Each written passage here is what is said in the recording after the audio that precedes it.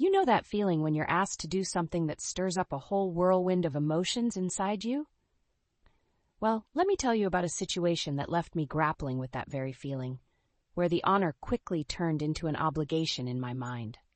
I absolutely adore my in-laws.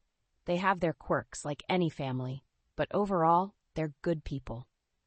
However, there was a moment recently that left a bitter taste in my mouth. It started when my brother-in-law, Jason, announced his wedding plans. It's a joyous occasion, right? But then came the request that flipped my world upside down. My in-laws asked me to play the piano for his wedding. Just a little background, I grew up playing the piano. I was pretty good at it, but I never enjoyed it. The pressure to perform and the endless drills drove me away from what could have been a beautiful hobby. By the time I graduated high school, I packed my bags, not literally, but emotionally, and left the piano behind. Fast forward 8 years, and here I am, at 25, with a gift from my husband that reopened the door to my past: a keyboard. It felt like a new beginning, but I was still finding my way back to something I once loathed. When Jason and his fiancée, Sarah, heard about my keyboard, they quickly jumped on the idea of having me play for their wedding. My husband, Jake, thought it would be great for me and suggested they reach out, but he knew me well enough to know it would be unlikely for me to agree. I was still shaking off the cobwebs of playing and dealing with personal battles wrapped in anxiety over being in the spotlight. Then last week happened. My mother-in-law, Linda, called Jake in tears. Apparently, she told him that he had mentioned to Jason that I would be playing, which was news to him and, honestly, a bit of an invasion of my autonomy. Jake was quick to clarify, saying, "Mom, I never said that. I don't think she's ready. You're not understanding how far removed she is from playing." But Linda burst into tears, claiming they just wanted me to feel included, that it was rude if I didn't want to. That was a hard pill to swallow. Here's where my feelings began to tangle. I genuinely felt honored to be asked. It's a sign that they valued my skills.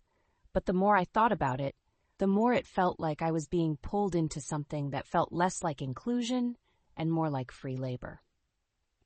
There's a stark difference between being embraced by family and feeling like you're being coerced into a role you don't want to take on without any acknowledgement of your current capabilities. What hurt even more was the fact that nobody asked me directly about this. They had months to approach me to see if I'd even be interested or could learn a few pieces. But instead, I ended up hearing about the situation secondhand through Jake. Their lack of direct communication made it harder for me to feel empowered or included. It felt more like I was a talking point rather than a person.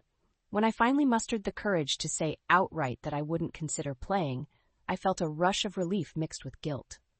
Was I being ungrateful? This was a wedding, a celebration of love, and here I was, turning down an opportunity to contribute. But after everything, I realized that I needed to prioritize my feelings. I couldn't agree to something that would only exacerbate my anxiety or push me back into a place of resentment for something that should be joyous for me as well.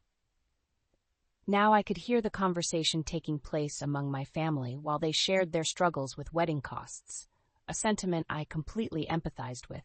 I understood how hiring a professional pianist could add to their expenses, especially while they were still in college. Yet, I'd always been taught to value my work. There is something compelling about finding worth in what you bring to the table, and I didn't want to feel like I was being devalued because they couldn't or wouldn't pay for professional talent. I sat with all this for days, thinking about the emotions swirling in my heart. There I was, feeling truly stuck between wanting to support my family and being true to myself.